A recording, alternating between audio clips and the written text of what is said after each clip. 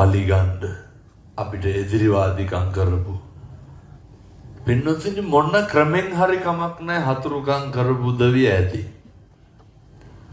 බොහොම කරුණාවෙන් කියන්නේ සියලු දෙනාට මෛත්‍රී කරන්න. වෙන ගැලවුමක් නැහැ පින්නතුනි.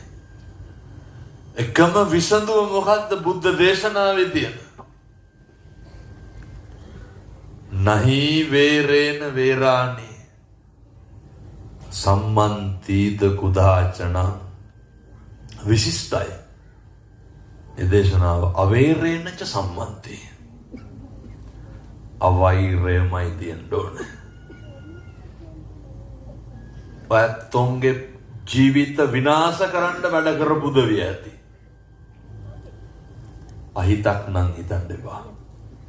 මොකද මේක ඉවර කරගන්න ඕනේ වෙනතුනේ. උදේට මුළු ලෝකෙටම මෛත්‍රී කරන්න. රාත්‍රියටත් එහෙමයි. මුළු ලෝකෙටම මෛත්‍රී කරන්න. ඒ සැනසීම අනුන්ට නරකද ගිනි තියලා කේලම් කියනකොට ඔය වගේ වැඩක් කරන එක. ඒ සැනසීම කාටද? ඒ සැනසීම අපිට පින්නතුනේ.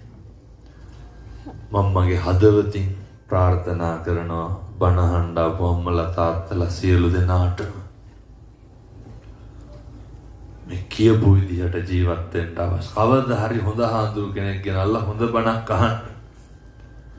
එතකම් මම මේ කියපු විදිහට ඉන්න. කියපු විදිහට ජීවත් වෙන්න අවශ්‍ය ශක්තිය ධෛර්යය ඔයත්තන්ට ලැබේවා සාදු කියලා පතන්න. ඔය රස්සාවක් කරන්න යාවේ. රස්සාව විතරක් කරන්න. සමහරව ඉන්නවා රස්සාව නොකර අනිත් හැම එකක්ම කරනවා.